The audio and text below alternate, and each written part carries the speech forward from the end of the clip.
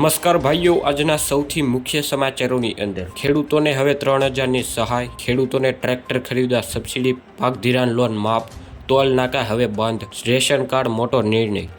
મિત્રો, આ બધી માહિતી જણાવું તે પહેલાં જે પણ ખેડૂત ભાઈઓ આપણી ચેનલ ખેડૂત માહિતી ઉપર નવા આવ્યા છે તો તે ભાઈઓ અત્યારે જ આપણી ચેનલને સબસ્ક્રાઈબ કરી નાખજો અને બાજુમાં આપેલી ઘંટડી બટનને દબાવી દેજો। તેના કારણે તમને દરરોજ નવા અને તાજા ખેડૂત સમાચાર આ ચેનલ ઉપર સૌથી પહેલાં જાણવા મળી જશે। તો મિત્રો, ચાલો જોઈ લઈએ આજના સૌથી મુખ્ય સમાચાર।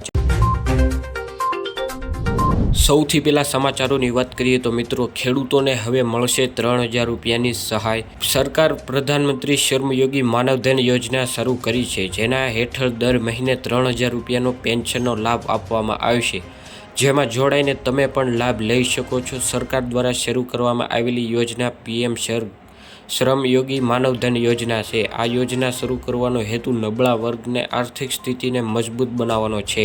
એટલું જ નહીં, સરકાર આ યોજના હેઠળ અરજદારના ખાતામાં વાર્ષિક 36000 રૂપિયા ટ્રાન્સફર કરશે। આ યોજના દ્વારા કામદારોને 60 વર્ષની ઉંમર પછી દર મહિને 3000 રૂપિયાની પેન્શન સુવિધા મળશે। ખેડૂતોને મળશે હવે ટ્રેક્ટર ખરીદવા સબસિડી। ગુજરાત સરકારે ખેડૂતોના હિતને ધ્યાનમાં રાખીને વધુ એક મહત્વપૂર્ણ પગલું ભર્યું છે।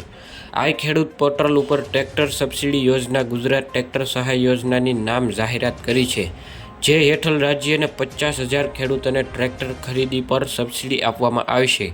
આ યોજના મુખ્ય હેતુ છે કે ખેડૂતોને આધુનિક કૃષિ તકનીકો અપનાવવા પ્રોત્સાહન કરવાનો છે, જેનાથી ખેતીમાં કાર્યક્ષમતાનો વધારો થઈ શકે અને ખેડૂતોની આવકમાં પણ સુધારો થશે। આ યોજના હેઠળ ખેડૂતોને ટ્રેક્ટરની કિંમત 40% અથવા 45002 માંથી ઓછું હોય તે મુજબ સબસિડી આપવામાં આવશે। ગુજરાત સરકારના તમામ વર્ગમાં ખેડૂતોને આ યોજનાનો લાભ લઈ શકે છે।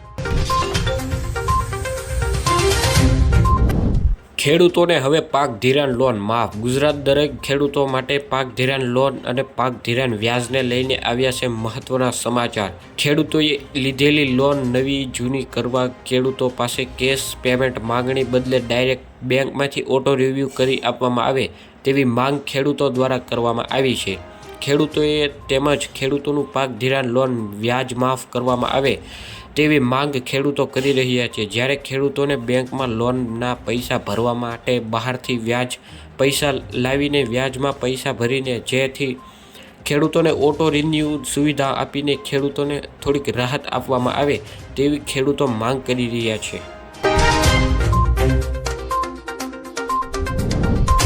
રેશન કાર્ડ ધારકો માટે આવ્યા છે મોટા સમાચાર। સુપ્રીમ કોર્ટે એકતરફે ઈ-શ્રમ પોર્ટલ ઉપર રજીસ્ટર થયેલા દરેક શ્રમિકોને NFSમાં સમાવેશ કરીને તેમને 4 અઠવાડિયામાં રેશનિંગનું અનાજ મળવું જોઈએ તેવો ચુકાદો આપેલો છે। સુપ્રીમના આ ચુકાદાથી આ તમામ શ્રમિકોને અનાજ મેળવી શકે તેવા પ્રમાણે માપદંડ મુજબ ચકાસણી કરીને તેમને NFSમાં સામેલ કરવામાં પ્રક્રિયા રાજ્ય સરકાર કરવી પડે। ગુજરાતમાં 1.16 કરોડ જેટલા ઈ-શ્રમ કાર્ડ રજીસ્ટર થયા છે એવું સરકારે અગાઉ જાહેર કરેલું હતું।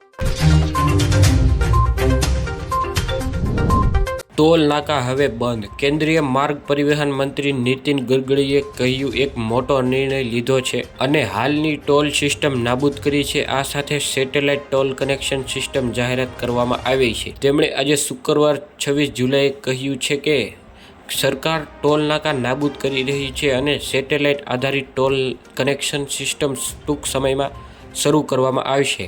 તમારા બેંક ખાતામાંથી પૈસા કાપવામાં આવશે અને જે તમે અંતરની મુસાફરી કરો છો તેના આધારે ફી વસૂલ કરવામાં આવશે। તો ભાઈઓ, આ આજના મુખ્ય સમાચાર। જો તમને વિડીયો પસંદ આવ્યો હોય અને આવા જ સમાચાર અને ખેડૂતને લગતી માહિતી જાણવા માંગતા હોય તો અમારી ચેનલને અત્યારે સબસ્ક્રાઈબ કરી નાખો અને તમારા ખેડૂત મિત્રો કે ગમે મિત્રો હોય તો એને વધુમાં વધુ શેર કરજો।